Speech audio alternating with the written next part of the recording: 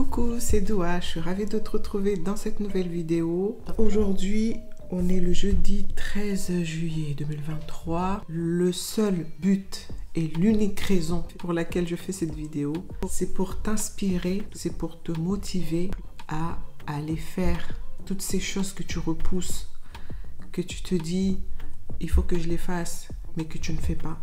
En gros, tu procrastines quoi. Tu remets toujours à plus tard ce que tu dois faire. Donc c'est vraiment la raison pour laquelle je fais cette vidéo, parce que moi j'ai ce problème et ça fait des années que j'essaie de le résoudre et enfin j'ai pu mettre le doigt sur le pourquoi je repousse des choses que je sais que je dois faire et que tôt ou tard il faut que je les fasse, mais je les repousse. Je viens de finir ma to-do list, hein. Je te la montre pas parce que c'est des trucs assez personnels, mais je vais t'en énumérer certaines de ces choses que je dois faire. Parmi les choses que je dois faire, c'est de mettre un masque au henné sur mes cheveux. Mais d'abord, avant de commencer, je vais changer de haut parce que sinon je vais m'en mettre partout. Tac. Donc j'ai mis un haut noir. Non seulement il est noir, mais en plus je l'ai mis à l'envers. Si ça se salit, en plus ça sera à l'envers, donc c'est mieux. Je vais aussi enlever les boucles. Voilà. Donc je disais, je dois me faire du henné sur mes cheveux. Là c'est du henné indigo. C'est du bleu extrêmement foncé qui vire vers le noir. Donc ça donne ça. Je l'ai préparé tout à l'heure. Là ça fait 1 heure que ça pose. Je vais te montrer le packaging du henné que j'utilise. Donc c'est celui-là. C'est la première fois que je vais mettre cette marque-là. D'habitude, j'utilise la marque Velleda, je crois. Ça s'appelle comme ça, je ne suis pas sûre. Mais je te la mettrai là. Je te mettrai une petite image ici. Comme ça, tu verras ce que j'ai l'habitude d'utiliser. J'en suis hyper satisfaite, hein, mais là, je voulais changer pour voir si ça changera quelque chose. Et moi, j'applique toujours mon henné noir sur des cheveux sales. Ils ont fourni des gants et un casque. Ça, c'est le casque. On mettra après. Et là, c'est les gants. En même temps que je vais appliquer le masque, je vais parler un peu avec toi pour te partager un peu mon expérience par rapport à tout ce qui est organisation, procrastination. Parce qu'on est pas mal à être tous abonnés à procrastination.com. Je pense que je ne suis pas la seule. Et moi, personnellement, j'ai pu repérer 2 points qui font que je procrastine à mort. Je repousse toujours ce que je sais que je dois faire. En fait, tôt ou tard, je vais faire cette chose. Mais je le repousse. Je le repousse tellement qu'à un moment, ça devient douloureux physiquement. Et c'est là que j'ai plus le choix parce que le délai est arrivé. Ah, les gants, ils sont trop petits. J'ai vraiment des doigts plus longs que la moyenne des femmes. Et je galère au niveau des gants. Du coup, comme tu peux le voir, ça va pas jusqu'au bout là. Mais bon, voilà, j'ai l'habitude. Pensez aussi qu'il y a des femmes qui ont des longs doigts. Hein. Voilà, il y a des gens qui s'appellent doigts et qui ont des longs doigts. Bref, du coup, je disais que j'ai repéré 2 points qui font que je procrastine. Le premier point, c'est que c'est pas agréable en fait d'aller faire cette chose. Du coup, je repousse parce que j'ai l'impression que cette tâche, elle va être super désagréable en fait. Et j'ai pas envie en fait, parce que ça va être désagréable. J'ai l'impression que le truc, c'est une montagne russe que je dois soulever limite. Enfin, c'est désagréable. Voilà, je préfère ressentir des émotions plus agréables, du style je suis sur mon canapé, je mange des chips, je regarde la télé. Tu vois, des trucs comme ça, c'est agréable quoi. Plutôt que de me dire, ah tu sais, tu as ce mail à envoyer, tu as cette personne à appeler, tu as cette lessive à lancer, tu as cette vaisselle à faire, je sais pas, n'importe quoi. Tu dois aller faire à manger, tout ça là. Mais c'est désagréable en fait. Et je crois que la plupart des gens, ils procrastinent à cause de ça. Parce que c'est pas agréable. Il n'y a rien de marrant là-dedans à faire toutes ces choses en fait. Donc ça, c'est la première raison pour laquelle je procrastine. Et moi, c'est vraiment très intense en fait dans mon cerveau. Le truc, mon cerveau, vraiment, il le voit comme étant... C'est énorme en fait.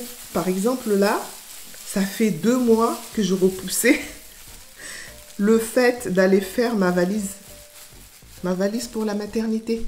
Mais je repoussais le truc et vers la fin, c'était devenu tellement compliqué dans ma tête. C'était même devenu douloureux en fait parce que je me disais mais qu'est-ce que ça va être désagréable de faire cette valise. Déjà, je sais même pas qu'est-ce que je vais mettre dedans, tu vois. Alors que si, je sais très bien. C'est ma 3e grossesse, j'ai déjà fait 2 valises de maternité. J'ai de l'expérience, je sais très bien. Mais c'est juste qu'il faut trier les vêtements, il faut... Ah, du coup, c'était devenu compliqué dans ma tête. Et donc, je repoussais. Et dans ma tête, mon cerveau, il me disait, non, ça va pas être bon, ça va pas être bon pour toi, tu vas souffrir. Et mon intolérance à cette souffrance devenait de plus en plus grande. Jusqu'à ce que je fasse la valise il y a 3 jours. Et au moment où je la faisais, je me suis dit, mais en fait, c'est pas si monstrueux que ça. C'est juste moi, je me faisais des films. Tout s'est bien passé, j'ai fait la valise et hop. Et je me suis dit, mais punaise, j'ai mis 2 mois pour faire ça quand même. C'est fou hein, à quel point je suis intolérante à la frustration. Donc ça, c'était la première raison. Et je pense qu'on est vraiment beaucoup à être dans ce schéma-là, psychologique. À ne pas vouloir faire les choses, à les repousser, tout simplement parce que c'est désagréable à faire. Ensuite, la 2e raison pour laquelle j'ai remarqué que je procrastinais, c'est que j'ai constaté que j'avais horreur de commencer quelque chose et de ne pas le finir. Mes doigts, ils sont tellement pas adaptés aux gants que ça y est, j'ai déjà craqué ce gant-là. Je vais aller chercher des gants qui sont plus adaptés à mes doigts. J'arrive. 3 days later. Parfait. Donc je disais que je supportais vraiment très très mal de commencer quelque chose et de ne pas pouvoir le finir. Donc pour te donner un exemple concret, là c'est la fin de l'année. Qui dit fin de l'année dit il faut renouveler des dossiers scolaires et même de dossiers de tout genre. Mais restons sur les dossiers scolaires. J'avais beaucoup de dossiers scolaires à faire pour mes enfants cette année. Je repoussais de faire ces dossiers parce que je savais que le jour où j'allais commencer à m'en occuper, il allait manquer des choses. Et il manque ce papier-là, et il faut aller faire les photos, et il faut nanana, et il faut remplir des trucs que tu peux pas encore remplir parce que tu n'as pas l'information. Et comme je savais tout ça, ben, j'avais pas envie de commencer.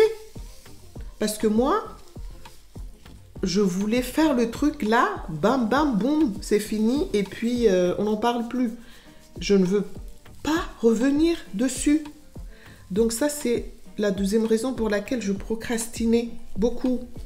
Parce que, voilà, cette frustration de me dire, je vais commencer ça, ça va déjà me prendre beaucoup de temps, et en plus de ça, je ne vais même pas pouvoir le finir, donc je vais devoir revenir encore dessus.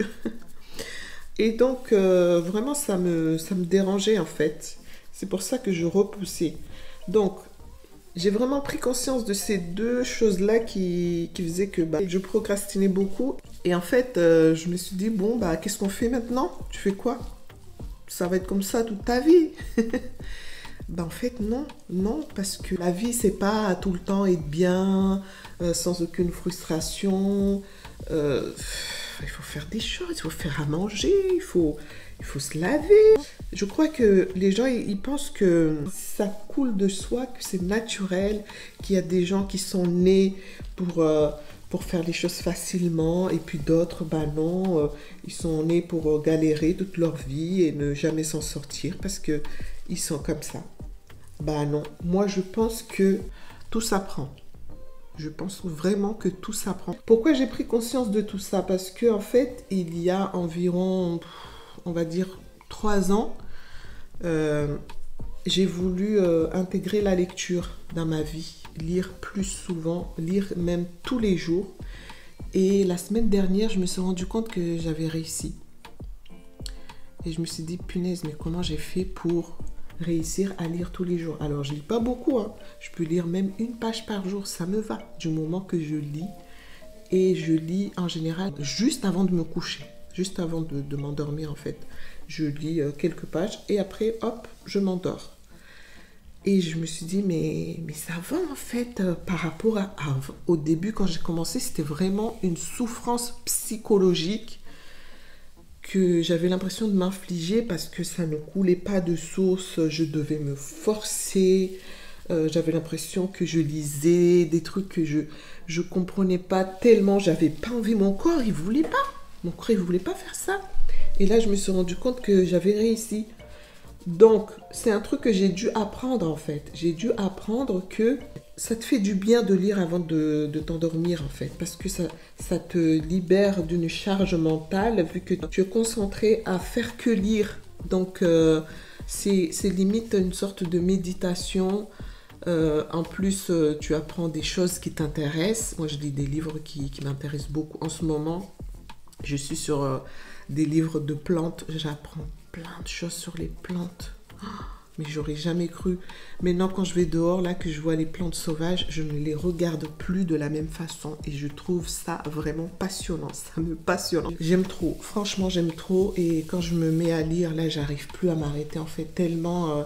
j'ai envie d'en savoir encore plus sur toutes les plantes qui nous permettent de nous soigner, de juste nous détendre, faire en sorte de participer à notre bien-être, quoi. Je suis vraiment passionnée en ce moment par les plantes. Donc, je lis beaucoup de livres enfin beaucoup. J'en ai 2 là, c'est déjà largement suffisant. Parce qu'après, j'ai remarqué que ça se répète beaucoup, même sur les 2 livres. Mais voilà, ça me passionne en ce moment, les plantes. Les plantes médicinales, hein. C'est plus quelque chose de douloureux. Lire, pour moi, maintenant, c'est... Voilà, j'ai appris, j'ai dû apprendre. C'est une compétence que j'ai dû apprendre. J'ai des problèmes de sommeil, en fait. Et je sais que au lieu de rester sur mon téléphone avant d'aller m'endormir, c'était beaucoup mieux de lire un livre avant de dormir. En fait. C'était vraiment ça le but ultime, c'était ça mon goal. C'est que je voulais améliorer mon sommeil. Donc peut-être il faut avoir un objectif de pourquoi on fait la chose. Mon sommeil s'est beaucoup amélioré. Maintenant, j'arrive à m'endormir. Juste après avoir lu le livre, je m'endors en fait. Je m'endors. J'ai plus le temps de réfléchir. Je lis jusqu'à ce que mes yeux ils se ferment tout seuls, que j'en peux plus. Et maintenant, ce qui m'intéresse, pourquoi je continue de lire, c'est que c'est pour entraîner mon cerveau à toujours apprendre des nouvelles choses. C'est comme si je faisais de la gym, de la musculation pour mon cerveau. Et en plus de ça, vu que maintenant ça me fait tellement du bien, j'ai plus du tout envie d'arrêter. Je veux continuer de lire toute ma vie en fait. Maintenant que j'ai repéré ces 2 éléments-là qui faisaient que je procrastinais énormément, je me suis dit qu'il faut que je fasse un choix. Il faut que je fasse un choix en fait. Au début, ça va pas être facile. Vraiment, au début, ça va pas être facile. Je le sais. J'ai donc du coup un plan d'attaque qui est de tous les jours me faire une liste de choses que je dois faire. Une liste de choses que je dois faire. Ça fait longtemps que je sais qu'il y a cette possibilité-là de mettre en place un to-do list. Donc, c'est une liste de choses à faire. Et moi, je ne voulais pas mettre en place ça. En tout cas, c'était pas évident pour moi de mettre en place ça parce que j'ai un souci qui est que je ne sais pas prioriser. Je vais faire une liste, mais je ne vais pas réussir à me dire ça, c'est plus important que ça. Donc, je vais faire ça en premier. Par exemple, là, sur ma liste, là, il y a le fait que je dois lancer une machine de blanc, mais c'est du blanc qui a des taches, donc il faut que je traite avec du javel avant. Et il y a aussi le fait qu'il faut que je fasse mes cheveux. Et moi, je n'arrive pas à prioriser en fait. Je n'arrive pas à me dire je dois d'abord faire ça en premier. Tu vois? Bien sûr, il n'y a pas que ça sur ma liste. Mais ça, c'est juste pour te donner un exemple. Je dois faire un appel et je n'arrive pas à décider si l'appel est plus important que le fait de m'occuper de mes cheveux. En fait, j'ai l'impression que tout est au même niveau. Tout est important. Actuellement, j'en suis là. Et je sais que c'est pas en ne faisant pas que ça va s'améliorer. Je sais que c'est en faisant justement des trucs comme ça que je vais me rendre compte que finalement, c'est peut-être plus important de, je sais pas moi, de lancer la lessive avant ou d'appeler la personne avant ou de faire tes cheveux avant, tu vois. Mais là, actuellement, je n'ai pas encore cette compétence et j'admire vraiment les gens qui arrivent à prioriser, à classer par ordre d'importance. Je vois beaucoup ça sur des vidéos, des gens qui font ça en fait. Et moi, je n'y arrive pas. Et peut-être que ça peut rejoindre le point qui fait que je procrastinais. Parce que je me retrouve avec une liste énorme, souvent, et je ne sais pas prioriser. Qu'est-ce qu'il faut que je fasse en premier? Parce que je ressors toujours frustrée de ne pas finir la liste ou de me dire « Ah, finalement, ça c'était beaucoup plus important. Pourquoi j'ai fait ça à la place de ça ?» Tu vois? Et donc, là, vraiment, ce que je me dis, c'est que il faut apprendre. Il faut apprendre. Tout s'apprend. Tout s'apprend. Moi, j'ai pas ce souci de perfection. Parce que j'entends beaucoup des gens qui disent « Moi, je procrastine parce que je suis trop perfectionniste. » Je ne juge pas, mais moi, j'ai vraiment pas ce problème-là. Perfectionniste. Bon, j'ai un minimum de soins sur ce que je fais, mais voilà, c'est pas un point que je ressens comme étant bloquant chez moi, en tout cas. J'espère en tout cas qu'après que tu auras fini de regarder cette vidéo, tu iras faire ces choses ou cette chose que tu repousses. Promets-le-moi. Et si tu y arrives, viens mettre dans les commentaires. Fais. Ou sinon valider. Le problème, c'est que tu le fasses ou non, le temps, il passe. Et que, tôt ou tard, tu vas devoir le faire, en fait. Et donc, ça sert à rien d'enfoncer le couteau. Parce que souvent, notre cerveau, il en fait tout un tas, alors que en réalité, il n'y a pas de quoi se casser les burnes, quoi. Je me suis salie, ça n'a pas manqué. Je vais mettre le casque. Voilà, c'est un peu débordé, mais on est bien, on est bien. Première tâche, validée. Ça m'a pris environ 1 heure à faire tout ça. Oui, c'est long, c'est long. C'est aussi pour ça que je procrastine. Une fois que c'est fait, c'est fait, hein, c'est tout. Là, je suis tranquille pour au moins 4 mois. Parce que les masques ONE, comme ça, j'en fais entre 4 et 6 mois. Sur ce, je vais te laisser. Je te souhaite une belle journée, une bonne soirée. Tout dépend de l'heure à laquelle tu regarderas cette vidéo. Et je te dis à une prochaine vidéo. Et surtout, prends soin de toi. Des bisous. Ciao, bye.